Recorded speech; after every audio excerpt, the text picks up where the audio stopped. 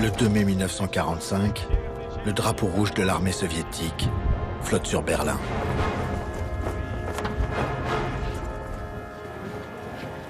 Le général allemand Helmut Wilding, chargé de défendre la ville, se rend.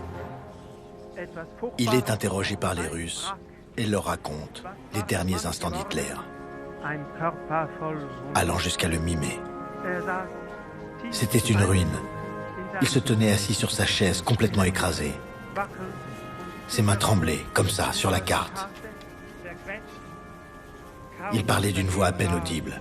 De temps en temps, de l'écume sortait de sa bouche.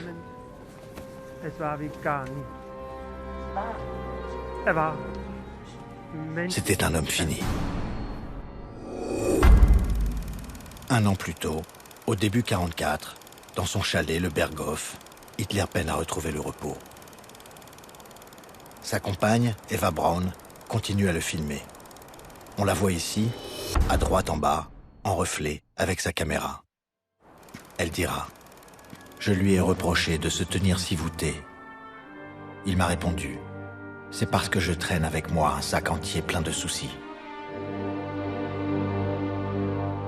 Pour Hitler, au premier rang de la menace, il y a l'armée rouge et le maréchal Zhukov. Les Allemands ne s'attendaient pas aux immenses défaites qu'ils ont essuyées en Ukraine.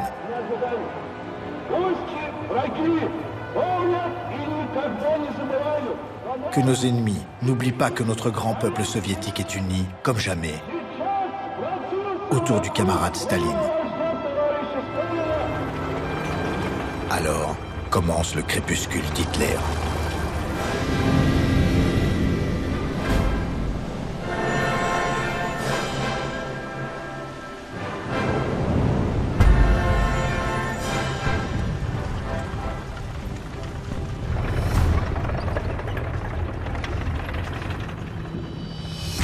Les chars de Staline avancent, mais sont encore loin du Reich.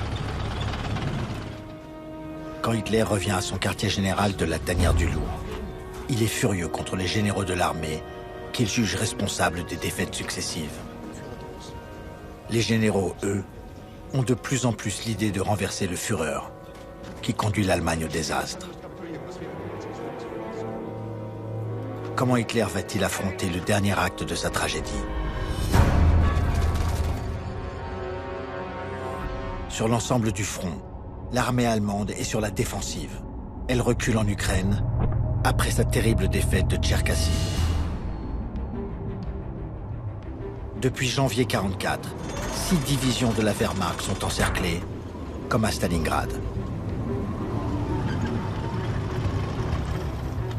Cette fois, les Allemands sont équipés pour l'hiver, mais ils sont 3 fois moins nombreux.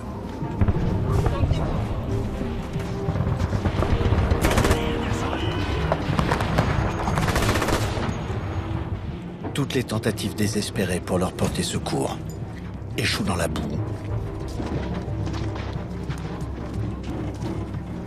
dans la neige, dans le froid.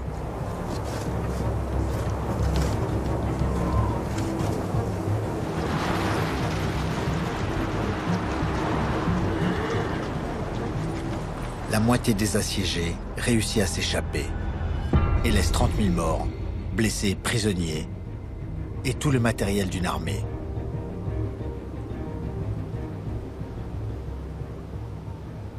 Mais la propagande allemande transforme cette défaite en victoire. Hitler se fait filmer alors avec un rescapé de cette bataille de Tcherkassy, l'officier SS belge Léon de Grelle, qui doit participer à une grande campagne de recrutement de SS en Belgique pour lutter contre les francs-tireurs russes.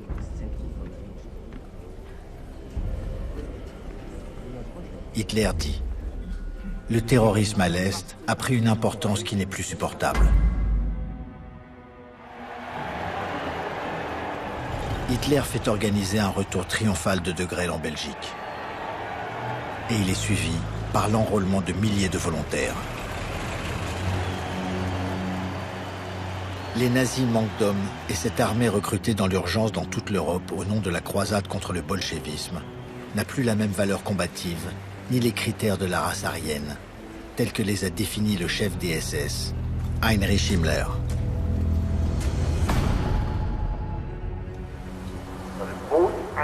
Au printemps 1944, ils sont 100 000 jeunes venus des pays baltes, 50 000 Roumains,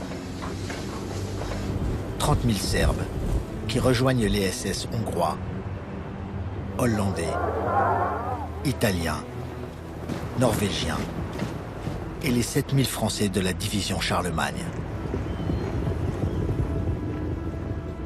Image dérangeante de Français en uniforme allemand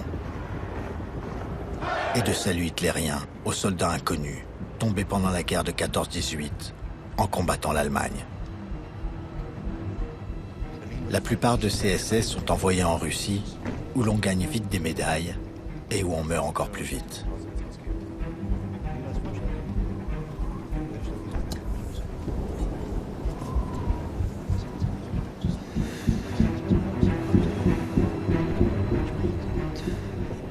Ils luttent contre les francs-tireurs de la résistance russe. Les partisans, souvent des soldats soviétiques échappés des encerclements et restés cachés derrière les lignes allemandes. Mais les SS ont beau ratisser les forêts, détruire les villages. Quelle que soit leur brutalité et la cruauté de leur répression, ils n'arrivent pas à endiguer la guérilla soviétique qui s'étend, paralysant les communications. 3 ans après Barbarossa, l'invasion allemande, les partisans soviétiques sont 240 000 combattants clandestins dans les forêts de Russie.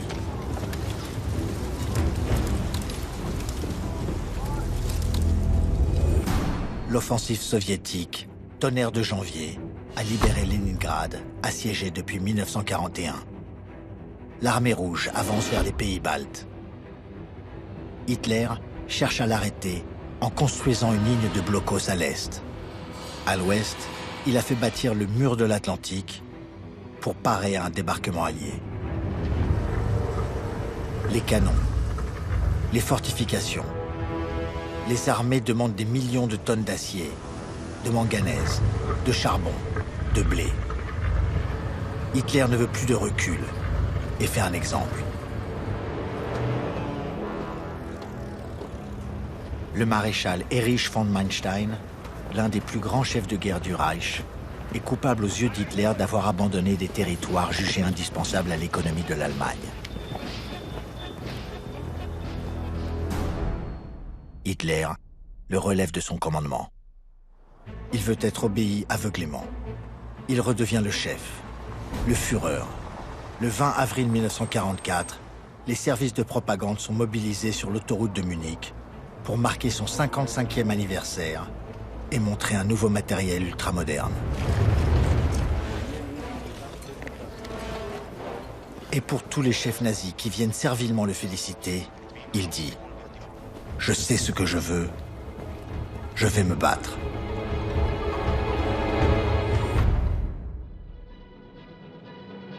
Après le traditionnel concert d'anniversaire à l'Opéra de Berlin, le ministre de la Propagande, Joseph Goebbels, fait appel au peuple allemand. Nous nous sommes consacrés pendant toute une année à l'œuvre du Führer, par notre diligence et notre bravoure. Nous voulons lui être reconnaissants, le jour de son anniversaire, avec des mots qui viennent du plus profond de notre cœur. Il doit savoir à chaque heure qu'il peut compter sur son peuple. Même dans ce combat à mort, il est et restera ce qu'il a toujours été pour nous, notre Hitler.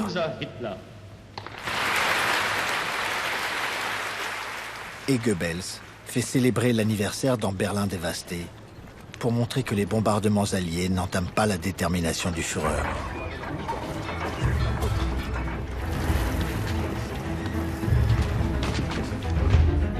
Les jeunesses hitlériennes doivent couvrir les ruines de croix gammées et de slogans comme « Nos murs sont brisés, pas nos cœurs ».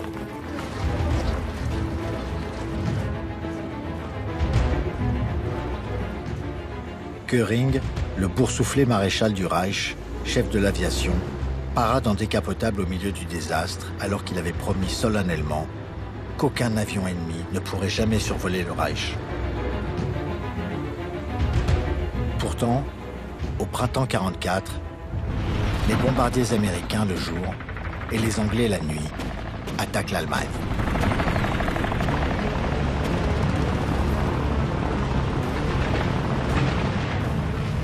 Leurs pertes sont terribles.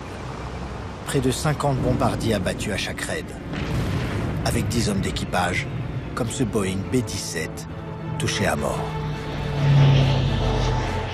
Pendant toute la guerre, 100 000 aviateurs alliés sont tués.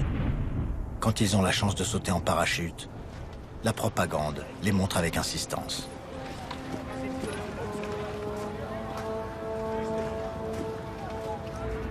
27 000 pilotes de chasse allemands meurent sans pouvoir empêcher la terrible punition de leur pays. »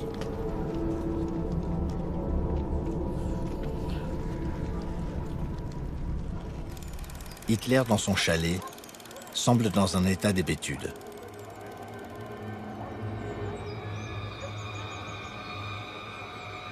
Que peut penser son entourage quand il commence à dire « Si le peuple allemand est trop faible pour affronter l'épreuve de l'histoire, c'est qu'il est mûr pour sa destruction. » Mais pour le premier cercle des intimes, au Berghof, Hitler a toujours été favorisé, comme il le dit, par la Providence. Tous savourent le présent et leur statut de privilégié, même si Hitler prolonge ses monologues assommants jusqu'à 2 heures du matin.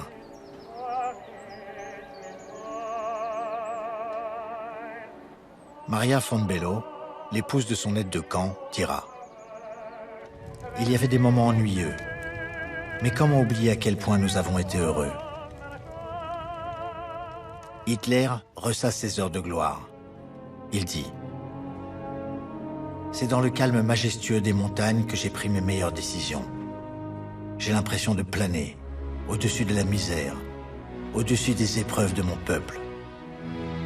C'est là que je peux faire éclore les conceptions géniales qui bouleversent le monde, qui dépassent les limites humaines. »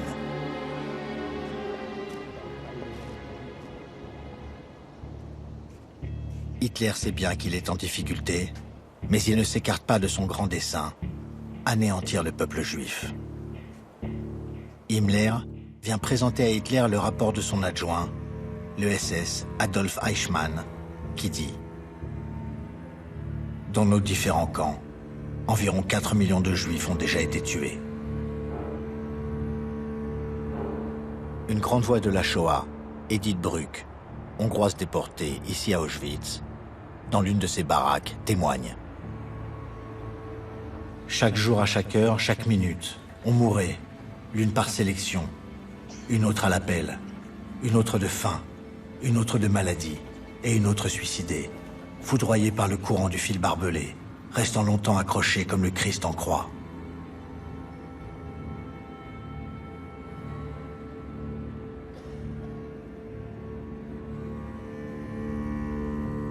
L'une des secrétaires, Christa Schröder, écrit « Hitler trouvait normal que les cendres des déportés brûlés dans les fours crématoires servent d'engrais au potager des SS. »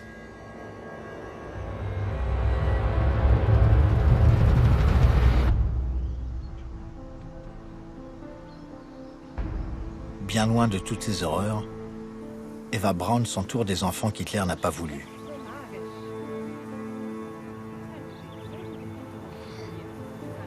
Mais soucieuse de plaire à son Führer, elle s'impose une activité sportive, un régime alimentaire et des purgatifs qui la rendent malade et qui alarment Hitler. Christa Schröder écrit « Il lui caressait interminablement le bras en lui disant « Mon petit lapin ». Il a une passion pour le cinéma, alors elle veut ressembler aux stars des films et des spectacles destinés à relever le moral des Allemands, qui se rendent dans les salles encore debout, entre 2 alertes.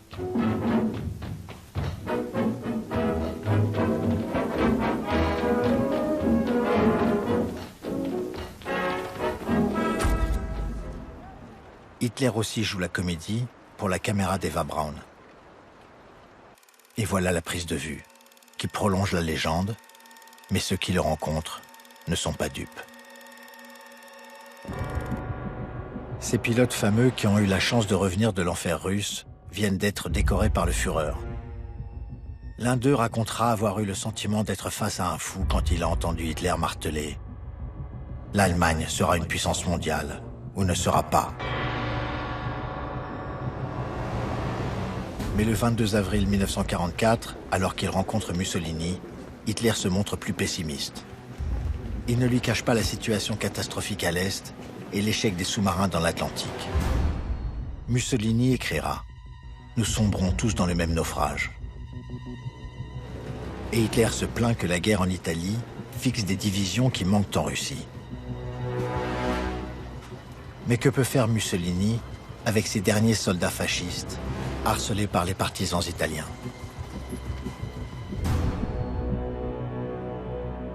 Après leur débarquement au sud de l'Italie, les Alliés sont arrêtés par les Allemands, solidement retranchés autour du mont Cassin. Ce piton rocheux, surmonté d'un monastère, a d'abord été pulvérisé par l'aviation alliée.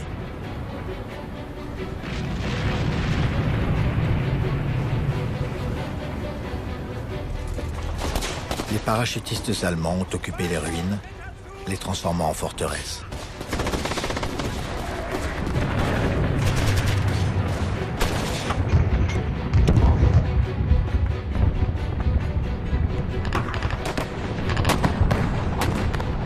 Il faut 5 mois aux soldats alliés pour prendre le mont Cassin, aidés par les soldats du corps expéditionnaire français qui ont percé la ligne de défense allemande.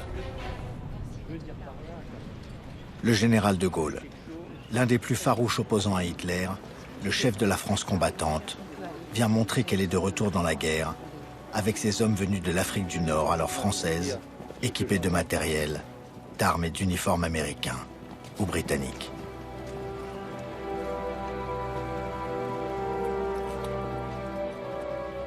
De Gaulle remet la plus haute décoration, la médaille militaire, au futur président de l'Algérie indépendante, Ahmed Ben Bella, alors sergent-chef, pour avoir sauvé sous le feu ennemi son officier blessé. Le général de Gaulle lui dit « Et maintenant, vous allez libérer la France ». Cette armée, composée aussi de Français libres, de pieds noirs et de troupes venues d'Afrique, s'entraîne en Algérie pour débarquer dans le sud de la France, à l'été 44. En Angleterre, une autre armée de près de 2 millions d'hommes et de femmes venus d'Amérique et de l'Empire britannique se prépare. 200 000 vont embarquer pour le jour J.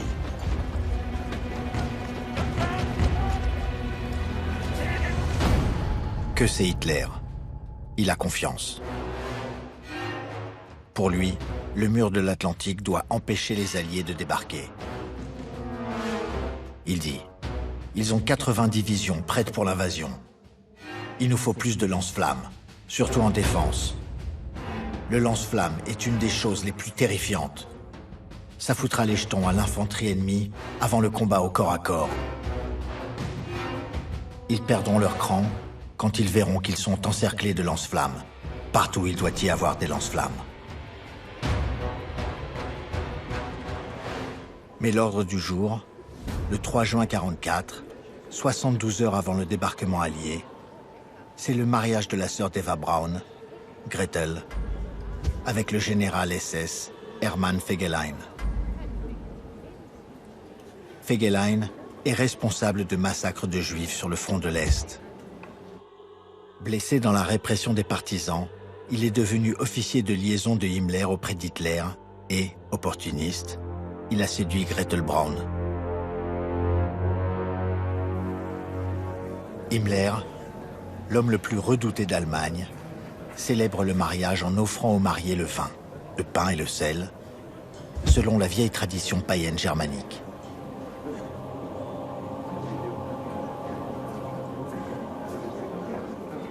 Cette union est souhaitée par Himmler, qui peut ainsi surveiller Hitler intimement. Pour Eva Braun aussi, ce mariage est le bienvenu, car c'est un peu le sien. elle qui rêve de devenir Madame Hitler. Puis c'est la fête en haut de la montagne qui domine la vallée de Berchtesgaden, à quelques kilomètres du Berghof. Il faut monter par une route privée, passer sous 6 tunnels, pour arriver au pied de la résidence d'altitude d'Hitler, le Nid d'Aigle. Pour le construire, 3500 tailleurs de pierre réputés, surtout italiens, ont souffert pendant 2 ans. Cette prouesse a coûté l'équivalent de 150 millions d'euros. Pour les derniers 400 mètres, il faut prendre un ascenseur, foré dans la roche, dont la vitesse donne des palpitations à Hitler. Fier, il y vient peu, juste pour impressionner les chefs d'État en visite. Quand Hitler n'est pas là, Eva Braun et Gretel montent au Nid d'Aigle avec leurs amis pour fumer et prendre le soleil, tout ce qui est interdit habituellement par le Führer, qui n'apprécie pas le bronzage.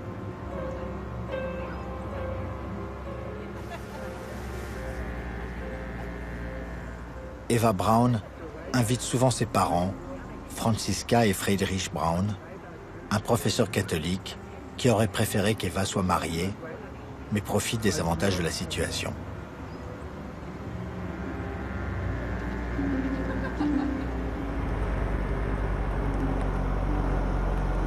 Ce jour-là, le 3 juin 1944, c'est Gretel la reine. Témoin à son mariage, Himmler est aux petits soins avec elle.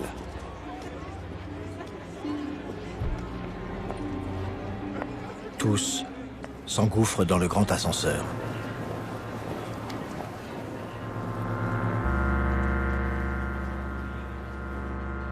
Ces gens ont-ils conscience que leur monde va disparaître? Que c'est la dernière fête?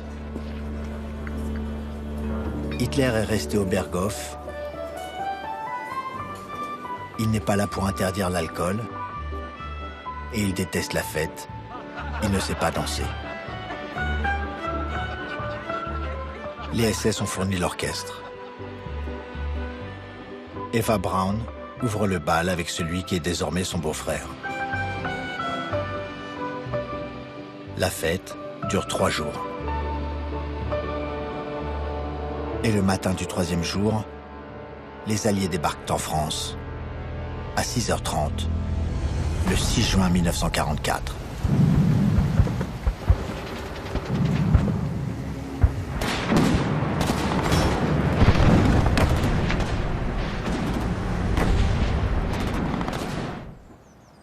Hitler, comme à son habitude, s'est couché très tard et personne n'ose le réveiller pour lui annoncer cette nouvelle capitale. Ce 6 juin 1944, Hitler émerge en fin de matinée. C'est l'effervescence. Göring lui montre aussitôt ce qu'il appelle l'invasion. Le débarquement en Normandie. Le chef d'état-major, le général Jodl, se fait plus précis pour indiquer les zones où les combats font rage. 5 plages, entre Caen et Cherbourg. Hitler est persuadé que c'est une diversion, que le vrai débarquement aura lieu dans le Pas-de-Calais, où il maintient ses forces. Il est confiant. Il dit « Les nouvelles ne pourraient pas être meilleures. Tant qu'ils étaient en Angleterre, on ne pouvait pas les attraper. Désormais, on les a enfin à portée de main. » La même vantardise hitlérienne apparaît dans les Deutsche Wochenschau, les actualités allemandes. Le commentaire dit « Une date qui restera dans l'histoire. Sous la pression de Moscou, les Britanniques et les Américains ont commencé l'invasion que nous attendions depuis longtemps. Ils trouvent l'Allemagne sur le qui-vive. C'est l'heure des navires de guerre britanniques. Le combat entre les batteries côtières et l'artillerie navale est en cours. Les bateaux de débarquement et leurs équipages ont été rapidement détruits ou capturés.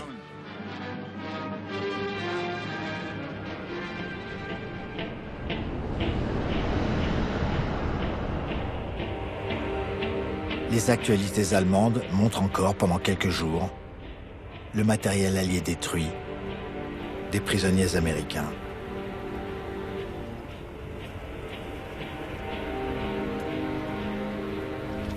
Les ruines de la Normandie et le malheur du peuple français.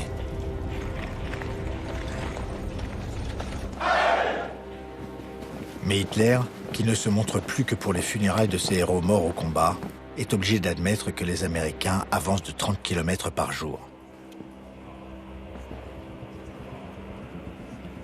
Alors, une semaine après le débarquement, le 13 juin 1944, le Führer dévoile sa première arme secrète. Les bombes volantes V1. Un petit avion sans pilote qui transporte 800 kg d'explosifs depuis le Pas-de-Calais sur Londres, en faisant des dégâts considérables.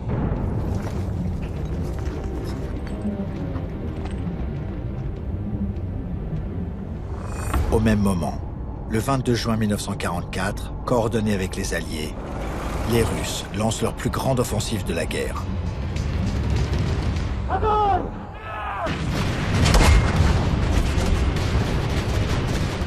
24 000 canons, une concentration d'artillerie jamais vue, pulvérise les lignes allemandes.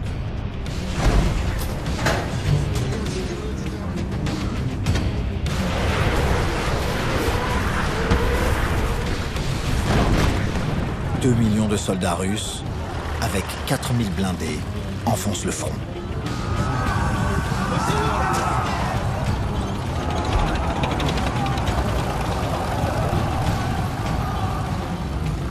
Hitler donne alors un nouvel ordre de terre brûlée. Il dit « Il faut une destruction de tout le matériel de chemin de fer, de toutes les locomotives, de toutes les pompes, de tout. » Et Hitler ajoute « Voilà ce qui peut nous donner du temps, entraver de façon énorme les opérations de l'adversaire. »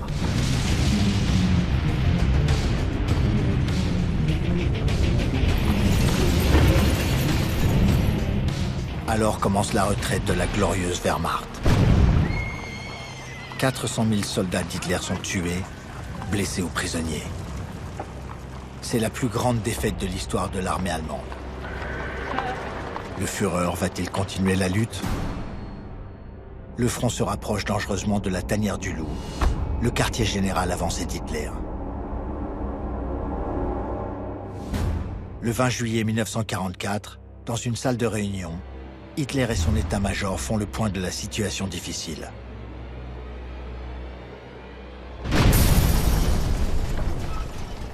Une bombe explose.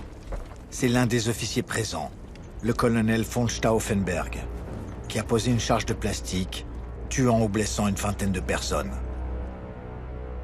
Mais pas Hitler.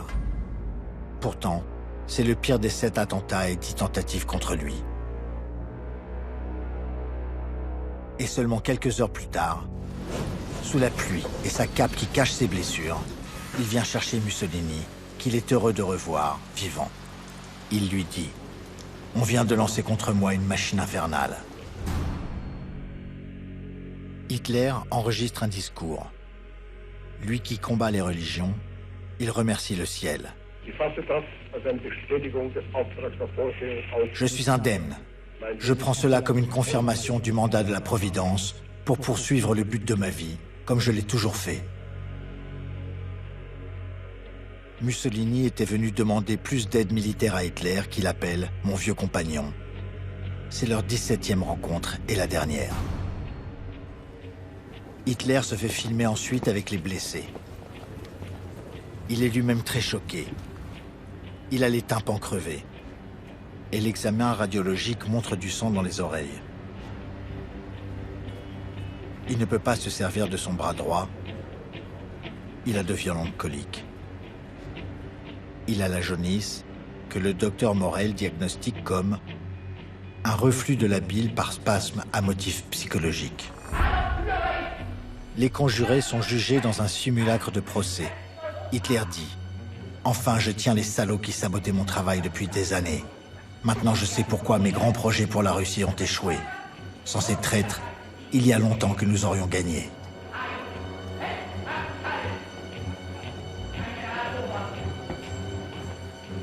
Sur l'ordre d'Hitler, les principaux accusés, après avoir été horriblement torturés, sont pendus à des crocs de boucher avec du fil électrique pour prolonger la souffrance de l'étranglement.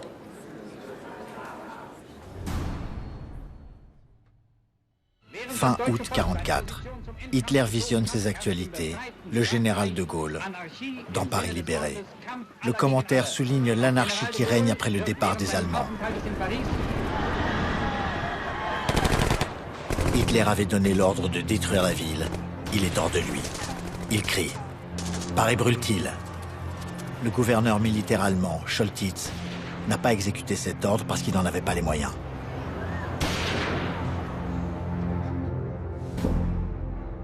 En septembre 1944, Hitler s'enferme dans les blocos gigantesques qu'il a fait construire dans tous ses quartiers généraux, comme ici, à la Tanière du Loup. Sa secrétaire, Christa Schroeder, écrira « Dans l'atmosphère lourde de cette pièce, son imagination se développait comme une plante vénéneuse, avec la conviction qu'il pouvait encore gagner la guerre. » Et Hitler imagine pendant l'automne une offensive à l'ouest. Ses généraux préféreraient utiliser leur dernière force pour se défendre à l'est contre les Russes. Mais qui oserait encore contester le Führer? L'objectif d'Hitler est de prendre le port d'Anvers et de couper les forces anglaises au nord et les forces américaines au sud, en traversant la forêt des Ardennes, comme en 1940, ce qui lui avait donné la victoire sur la France. Pour retrouver l'esprit de cette victoire, Hitler, le 20 novembre 1944, va prendre de la hauteur au Nid d'Aigle. C'est le crépuscule des dieux du Troisième Reich, qui se bat sur 5 fronts, le monde entier ligué contre lui.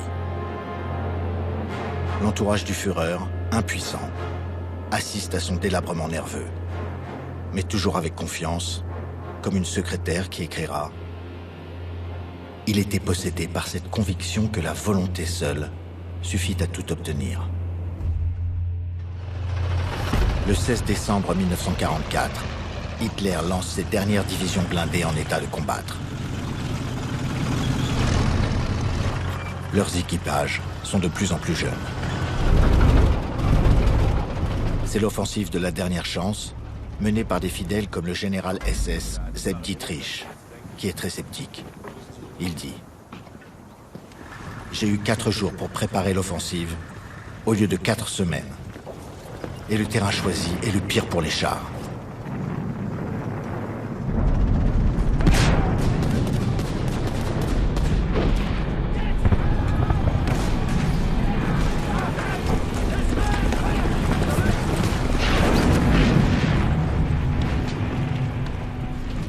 La nouvelle de cette attaque inattendue des Allemands crée une panique de Bruxelles à Paris, libérée 4 mois plus tôt.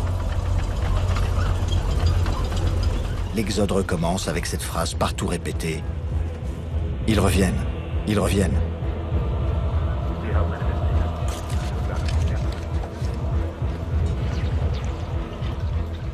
Les Allemands avancent rapidement en Belgique et font de nombreux prisonniers américains qui pensaient que la guerre était gagnée et préparaient les fêtes de fin d'année. Ils sont filmés avec une insistance raciste par la propagande de Goebbels.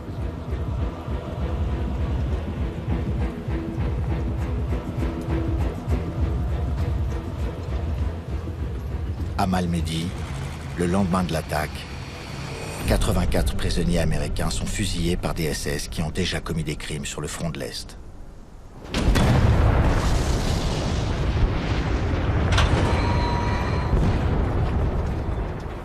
Mais les Allemands n'iront pas beaucoup plus loin. Bloqués par le manque de carburant, par les chasseurs de l'aviation alliée, et les chars, l'artillerie, la détermination des hommes du général Patton, avec 80 000 pertes.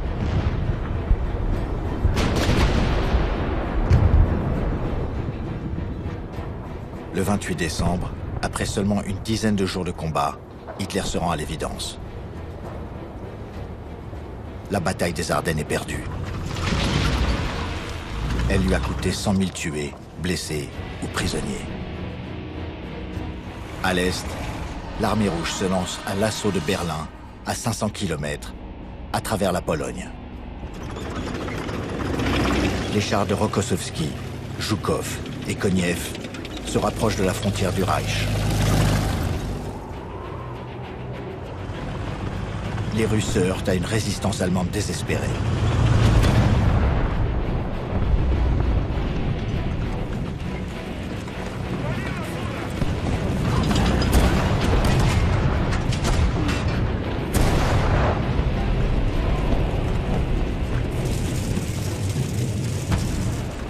Les femmes sont les premières victimes de la brutalité des hommes. Combien d'Allemandes ont été violées par les Russes? 2 millions ont osé le raconter. 250 000 se sont suicidés.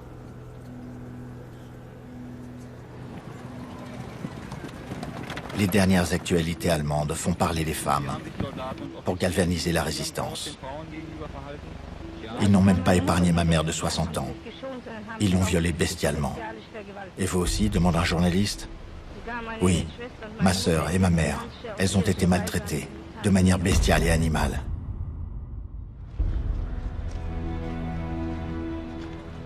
Les Russes, depuis le début de leur offensive, libèrent les camps de la mort nazie. Des enfants ont réussi à survivre à l'intérieur de ce camp, dans une cage souterraine.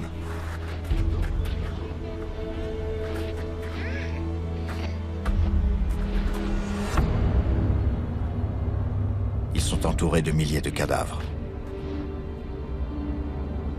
Devant l'avance soviétique, Himmler a ordonné de détruire les preuves de l'entreprise d'extermination, mais de conserver la main-d'œuvre esclave en transférant les déportés dans des camps à l'intérieur de l'Allemagne. Ce sera la marche de la mort qu'Edith Bruck a vécue. Elle écrit: la marche infinie se poursuivit en semant en route les cadavres. Les habitants, dès qu'ils nous apercevaient, nous fuyaient comme des pestiférés. Il ne nous restait plus qu'à nous nourrir de déchets et d'écorces des arbres.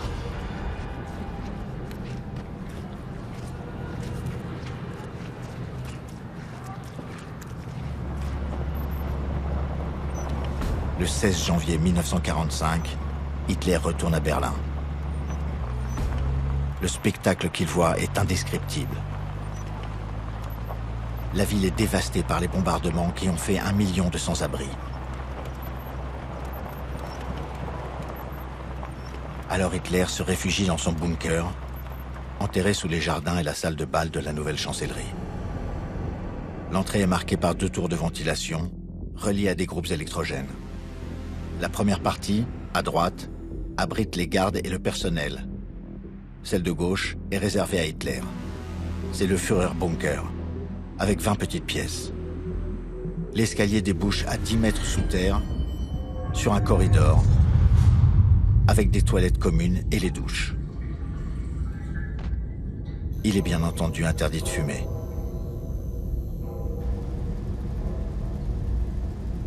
Viennent ensuite une cuisine, des pièces de stockage des vivres et des armes, des logements pour les gardes, avec partout de l'oxygène de secours.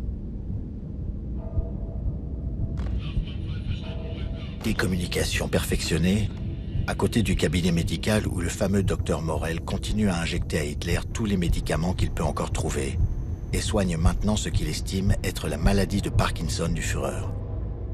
Goebbels et sa femme, Magda, dorment avec leurs 6 enfants, qu'ils tueront le dernier jour avant de se suicider.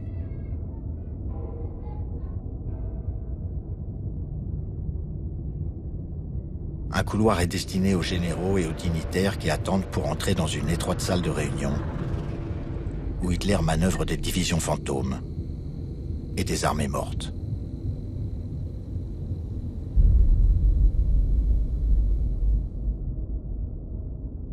le bureau de l'indispensable Bormann à côté du salon d'Hitler, avec le célèbre tableau de Frédéric le Grand, dont Gerda Christian, la secrétaire, dit « On avait toujours l'impression qu'il vous jugeait sévèrement de son regard immense.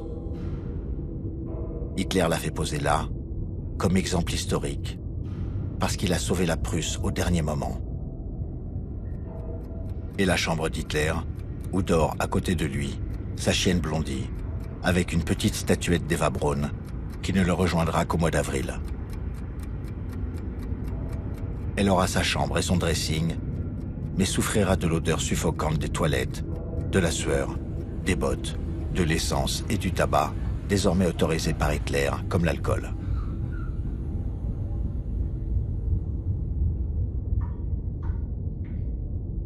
Juste à côté, le dortoir des secrétaires qui doivent être à la disposition du Führer nuit et jour, alors que les bombardements sont durement ressentis, même sous la terre.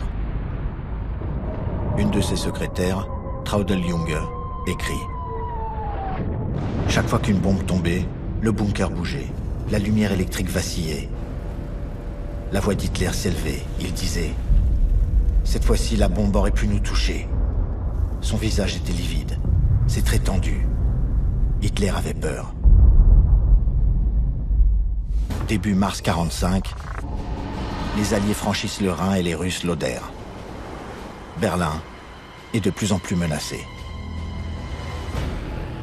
Pour défendre la capitale du Reich, comme les jeunes sont morts, les nazis organisent une levée en masse des plus âgés et des adolescents. Ils l'appellent la Volkssturm, la tempête du peuple. Ils doivent prêter serment au Führer et Goebbels tente de les galvaniser, mais il n'a même pas d'uniforme à leur donner. Juste une nouvelle arme miracle, le Panzerfaust. Un bazooka à un coup, jetable. Il faut s'approcher à 30 mètres pour avoir une chance de toucher un monstre blindé russe. Un suicide. Et les nazis jettent dans le brasier les jeunes fanatiques de la Hitlerjugend. Hitler sort du bunker le 20 mars 1945 pour décorer des enfants soldats. Il prend ce risque, entre deux alertes, pour montrer au monde qu'il est toujours là. Hitler dit « Tu as déjà été blessé, mon garçon ?»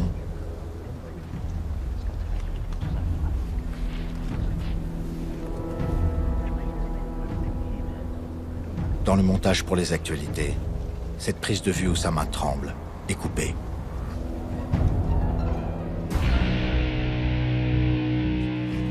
Refluant de l'Est glacé, les réfugiés allemands sont maintenant des millions.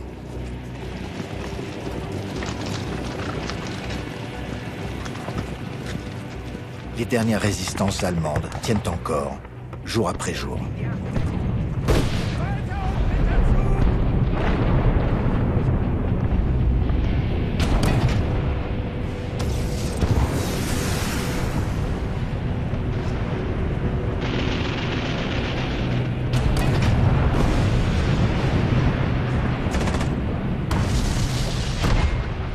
Le 20 avril 1945, Hitler a 56 ans.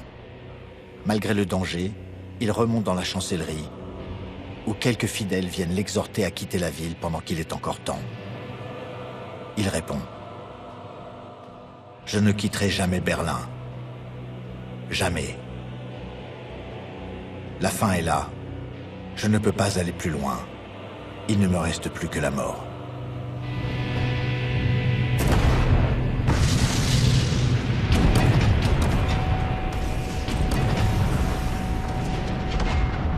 Le 23 avril, alors que les armées de Zhukov et de Koniev progressent dans la capitale, Eva Braun réussit à faire passer une dernière lettre à sa sœur Gretel. Elle écrit « Chaque jour, chaque heure, nous attendons la fin. Mais il n'est pas question pour nous de tomber vivants entre les mains ennemies. »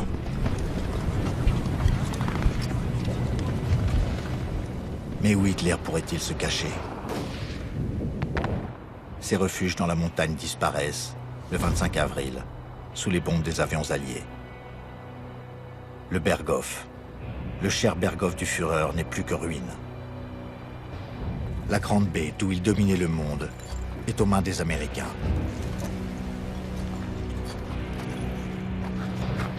Et les soldats français de la 2e division blindée occupent le nid d'Aigle.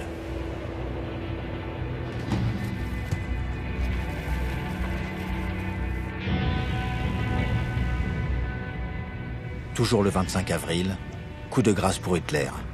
Russes et Américains font leur jonction.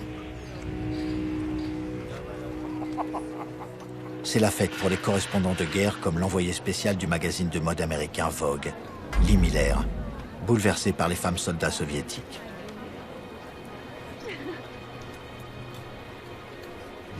Un autre célèbre reporter de l'armée rouge, Roman Carmen, filme alors Berlin, complètement encerclé, où les Russes avancent.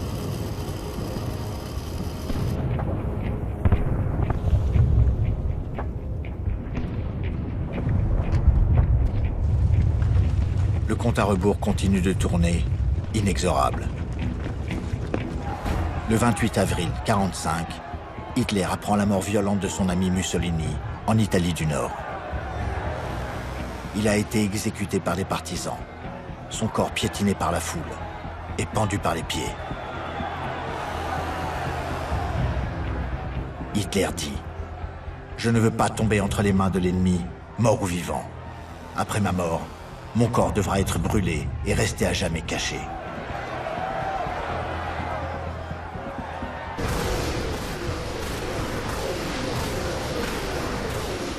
À Berlin, la nuit du 28 au 29 avril, Hitler réussit à faire traîner dans son bunker un employé d'état civil terrorisé pour pouvoir épouser légalement Eva Braun, ce qu'elle a toujours voulu. Dans une rare accalmie des tirs, le 29 avril 1945, Hitler sort du bunker quelques instants. Il vient d'apprendre que celui qu'il considérait comme le plus proche de lui, Himmler, tente de négocier avec les Alliés. Il a peur qu'Himmler puisse chercher à le livrer vivant comme monnaie d'échange et s'en prend à son représentant, le général SS Hermann Fegelein, qu'il avait marié un an plus tôt à Gretel Braun. Il le fait fusiller. Hitler a encore ce pouvoir, alors que les Russes sont à 100 mètres du bunker. Hitler se méfie du cyanure que Himmler lui a donné. Il peut être inefficace. Il l'essaye sur sa chienne Blondie, qu'il fait enterrer dans un trou d'obus. Puis à 2 heures du matin, il dicte à sa secrétaire Traudl Junge son testament où il proclame « Je meurs d'un cœur joyeux. J'engage les dirigeants à continuer le combat contre la juiverie internationale. »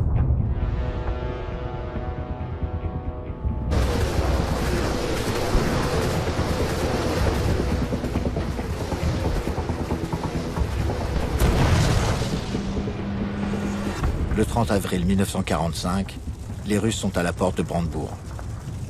Le général Weiding annonce à Hitler qu'il n'y a plus d'espoir.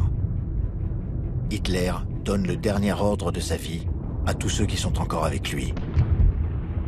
Il dit « Tentez une sortie du bunker et continuez le combat dans les bois. » Hitler s'est tiré une balle dans la tête à 15h30. Eva Braun a choisi le cyanure. Elle avait dit à une secrétaire « Je préfère le poison. Je veux faire un beau cadavre. » Devant l'entrée du bunker, les Russes découvrent les jerrycans d'essence qui ont servi à brûler les corps d'Hitler et d'Eva Braun, ainsi que partiellement ceux des Goebbels, identifiés par le SS Linge, le valet d'Hitler.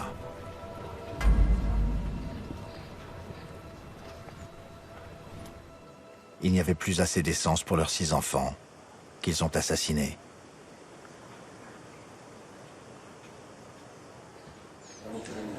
Staline fera longtemps circuler pendant la guerre froide la rumeur d'une évasion d'Hitler, mais les dernières analyses prouvent, sans appel, qu'il est bien mort, comme Goebbels. Les Russes descendent dans le bunker, saccagés, avant leur fuite par les gardes SS. Hitler avait dit « Tout doit être brûlé immédiatement. Tout ce qui est dans mes armoires en acier. Il faut tout détruire, vous m'entendez? Tout. Le 1er mai 1945, la radio allemande diffuse ce communiqué. Notre Führer, Adolf Hitler, est tombé en combattant jusqu'à son dernier souffle contre le bolchevisme. Une nouvelle mission pour les enfants du Reich.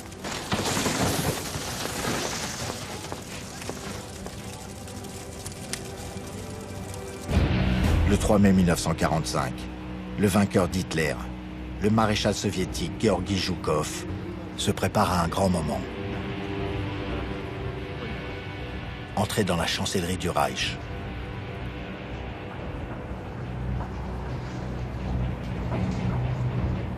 Dans le bureau d'Hitler, il découvre le globe terrestre que Chaplin avait parodié dans son film « Le Dictateur ». Hitler, lui, a fait 60 millions de morts.